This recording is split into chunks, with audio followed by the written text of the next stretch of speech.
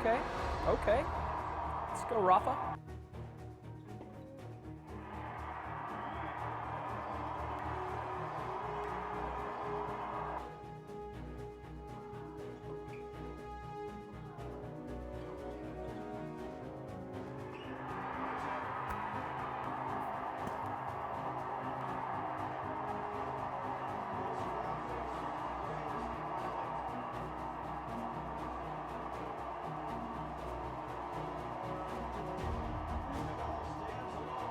If you stayed up and you watched all 5 hours and 24 minutes of this unbelievable Australian Open final, you know what an epic match it was.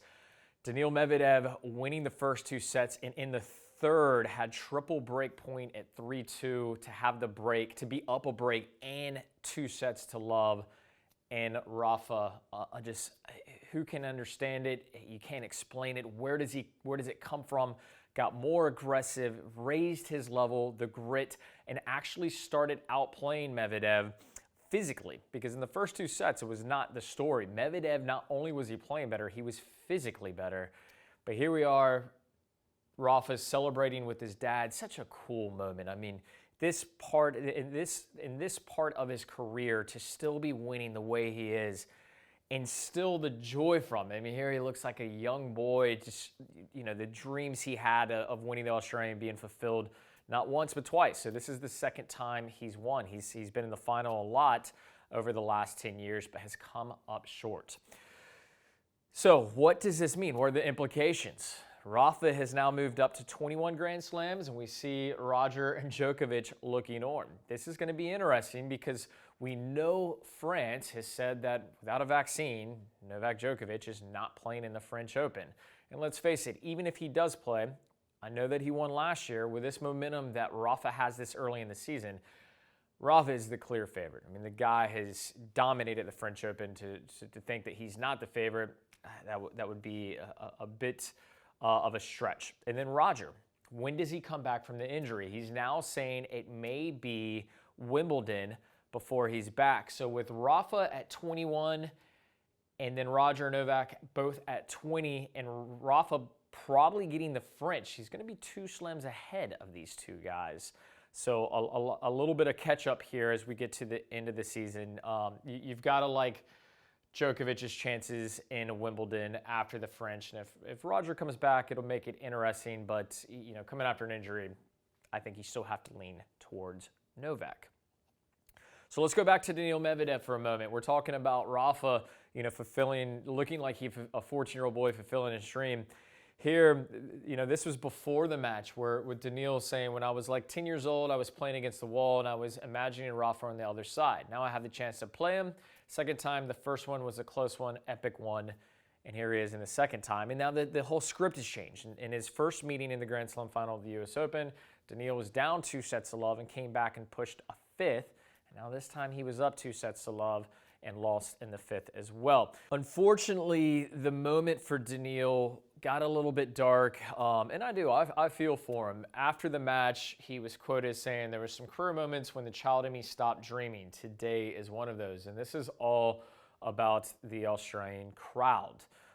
You know, they've been giving Medvedev a grief throughout the tournament, but Medvedev, who typically feeds off of it, in this particular moment, he thought he may be rooted as the underdog. He was quoted as saying, you know, the public wanted someone to disrupt the dominance of the big 3. He has shown up, and then still he cannot get fan support unless he's in Russia. And he said moving forward, he'll be playing for himself, his family, for Russia. He understands that he's in it alone, and that's a bad place to be. But if there's one guy that can feed off the negativity that he receives from the crowd, it's Daniil. I think he could be even more dangerous. But kind of an ugly moment in the award presentation. You know, here they're saying, hey, you're going to have a lot of trophies, big things ahead of you. And you can see Daniil just annoyed with the conversation. We can't make out what he says here, but here he mouths boring. Boring. You know, this award presentation, I'm bored with all this. I don't want to hear all this fake praise, or, you know, we don't know what's in his mind. But we're going to give him a bit of a break here although not the most classy of event. But you got to imagine, like, you've just lost a match that was absolutely yours to win, and now you're standing there, for a long time through award presentation, trying to be gracious in defeat and be supportive of Rafa.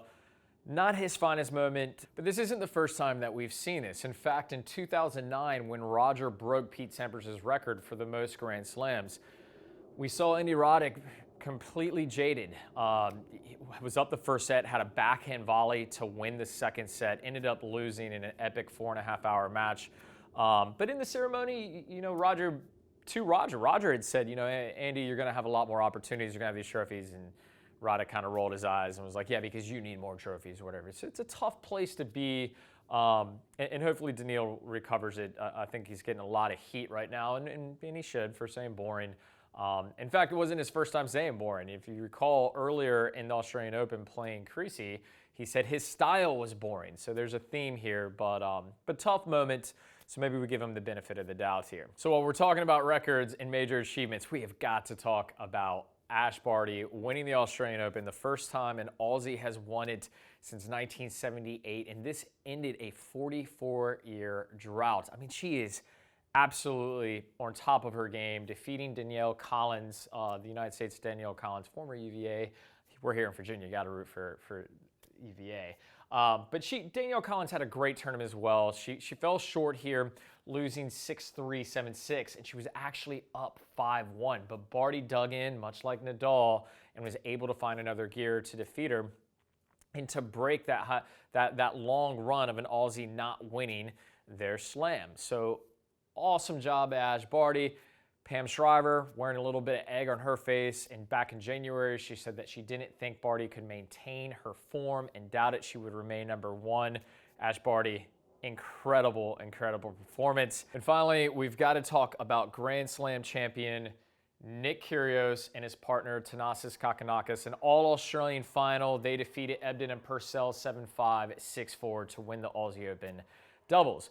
A bit of a shocker. I don't think any of us saw this, although Kyrgios in the gym playing more, rededicated, and Kokkinakis healthy.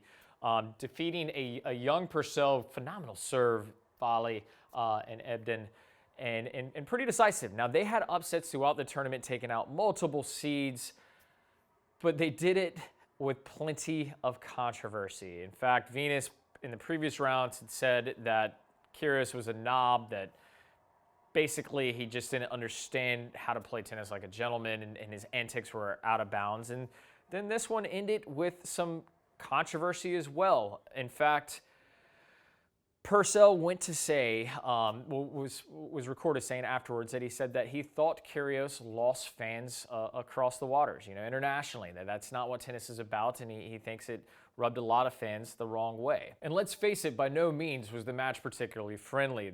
Purcell in the second set opened up on a forehand that was directly at Kyrgios. He was, without a doubt, trying to inflict some kind of harm, but that was largely in part because of Kyrgios fist pumping in his face and stuff after points.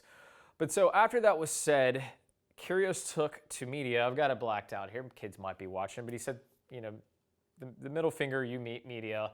And this first part, he's addressing Ash Barty. And after he won, he talked about the energy that they were bringing and how the crowd was there to watch them, and that Ash Barty's dad had even come up to congratulate them about how he was pulling fans. Him and Thanasis were pulling fans from the women's final, watching their doubles and so on and so on. And whether it was misconstrued or not, who knows? It was probably just better not being said.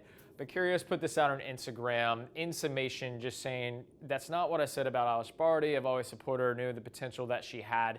It was twisted. But then regarding Max Purcell's comment about him turning off fans, he said, as for Max Purcell, you donut, regarding your comments after the match, you clearly have no idea about entertainment and sport. If you haven't noticed, there's a reason why people actually come to my matches. It's because the level and my game are actually worth watching.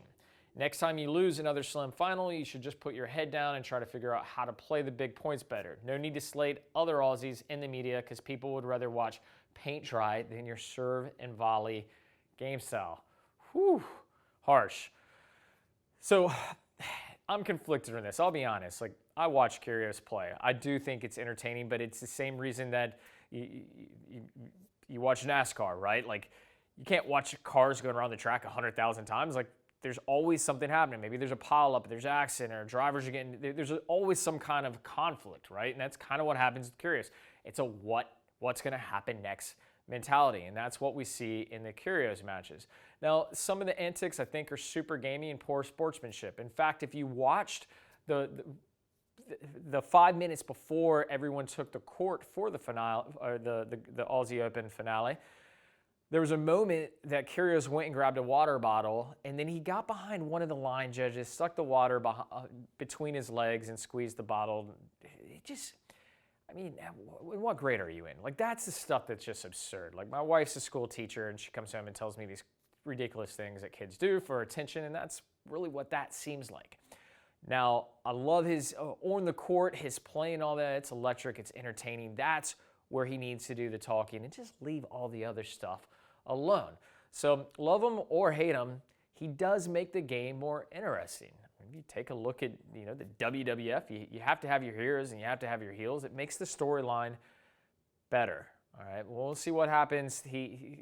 Nick said that moving forward, him and Thanasis do not have plans to continue playing doubles. He's going to keep focusing on singles.